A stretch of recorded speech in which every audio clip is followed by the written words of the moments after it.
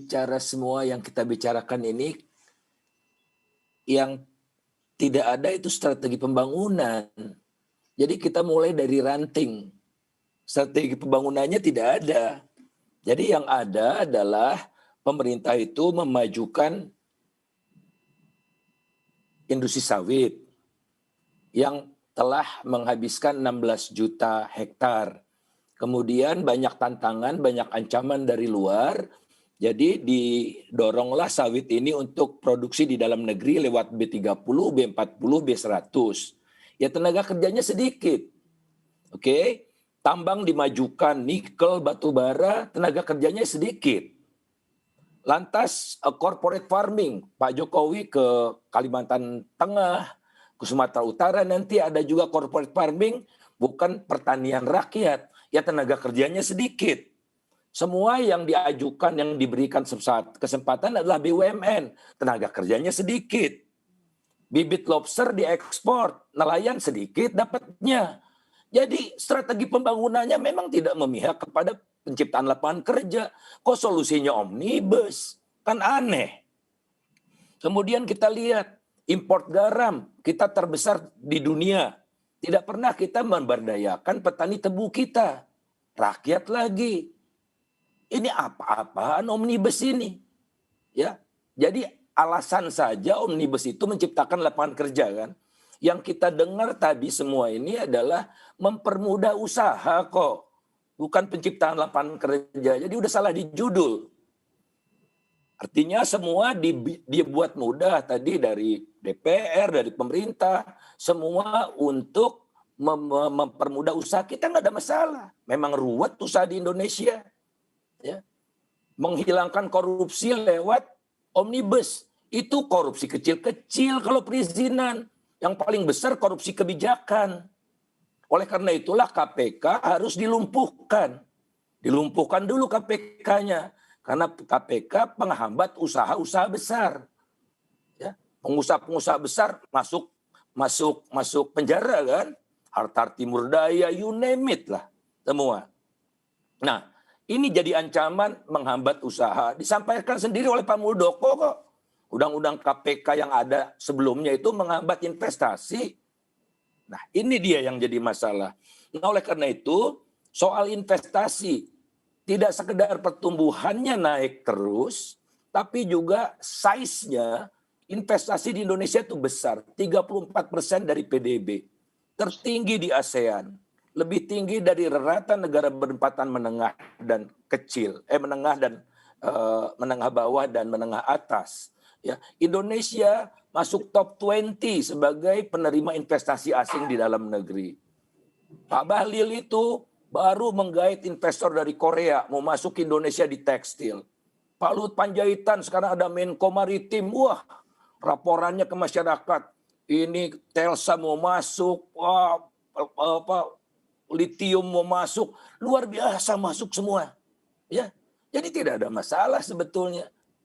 Dari segi investasi sekali lagi ya, Indonesia investasinya lebih tinggi dari semua negara ASEAN in terms of persentase terhadap PDB. Vietnam bukan kompetitor kita.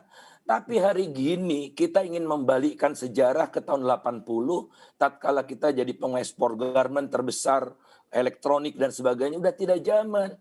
Jangan lagi ditarik investor dari luar negeri untuk padat karya. Kita harus meningkatkan martabat pekerja kita. Pekerja kita sebagai manusia, bukan sebagai faktor produksi. Oke. Oleh karena itulah ayo kita majukan. Bang Faisal, nah, oleh karena itu, saya mau nanya Bang. Mari kita lihat apa sebetulnya yang terjadi. Nah, yang terjadi adalah seperti saya katakan tadi, ini bukan soal korupsi kecil-kecilan izin.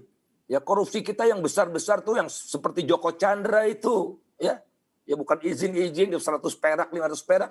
That's not the issue. Dari dulu juga ada perizinan itu. KTP, kasih ke kelurahan berapa, polisi. Itu bukan isu utama. Tapi korupsi besar dalam bentuk kebijakan di mana misalnya diberikan alokasi impor hanya untuk 11 perusahaan untuk gula rafinasi. Ya. Mau di situ ada perusahaan-perusahaan besar semua, di-backup oleh penguasa karena mereka menyumbang buat kampanye kan itu. Jadi di balik ini semua yang kita belum bicarakan adalah saya diskusi dengan Mas Uceng dengan KPK sendiri, oligarki yang menguat. Jadi ada satu kesatuan usaha yang sistematik mulai dari pelemahan KPK, tadi undang-undang Mahkamah Konstitusi itu untuk mengamankan jalan tol semua untuk mobilisasi atau akumulasi logistik buat kegiatan pemilu atau pilkada dan sebagainya itu yang hilang dari diskusi kita. Jadi kita bicara perintilan semua ini ya semua jadi perdebatan, tapi satu masalah yang terjadi sekarang kan kelihatan bahwa politik dinasti menguat gitu kan. Bagi-bagi kuenya semakin menjadi-jadi, bahkan pilkada diatur nih partai ini dapat jatah di sini, partai ini dapat jatah di sini. Semua butuh logistik. Oke, Bang Faisal, Yang harus saya kita mau nanya, sadari. saya mau bertanya Bang Faisal, kan Bang Faisal saya selalu mendengar bahwa kita sebenarnya investasinya baik-baik saja, tingkat pertumbuhannya baik-baik saja dan termasuk yang baik di antara negara-negara tetangga. Tetapi yang juga menjadi argumentasi tingkat investasi itu tidak cukup mampu atau tidak cukup besar untuk menampung jutaan pengangguran. Loh kalau kita mau meningkatkan pengangguran, bikin strategi pembangunan, tadi kan SLTP ke bawah katanya. Betul, Dan itu sumbernya dari desa kan. ya. Karena di desa pertaniannya tidak maju. Oleh karena itu mereka migrasi ke kota, di kota cari kerjaan, masuk pabrik nggak dapat, masuk kantor-kantor nggak bisa karena SMP kan ke bawah. Nah, ayo kita bikin industrialisasi di pedesaan dengan teknologi tepat guna supaya saudara-saudara kita selain bertani juga bisa meningkatkan aktivitasnya industri tepat guna gitu. Jadi di strategi pembangunannya dong. Karena ketika tadi Bang Faisal juga mengatakan kan jangan hanya mengarahkan ke industri padat karya karena kemudian masyarakat kita yang memang tingkat pendidikannya rendah itu ya hanya akan sebagai buruh. Tapi kan faktanya mereka rata-rata tadi sudah jelaskan lebih dari 70% tenaga kerja kita hanya lulusan SMP dan SMK. Dan mereka Ya, harus dikasih kerja. ya itu tadi industrialisasi di pedesaan dengan teknologi tepat guna kan. Mereka kalau orang kota kan pendidikannya lebih tinggi. Tapi karena pertanian mereka tidak diperhatikan, karena lebih mengutamakan impor, ingat loh, pertanian kita sektor pangan itu lebih banyak impor daripada ekspor.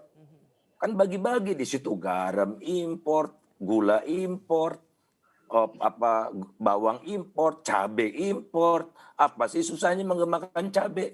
Tapi kan dibangunkan singkong di Kalimantan Tengah. Singkong itu harganya lebih murah daripada ongkosnya. Ya.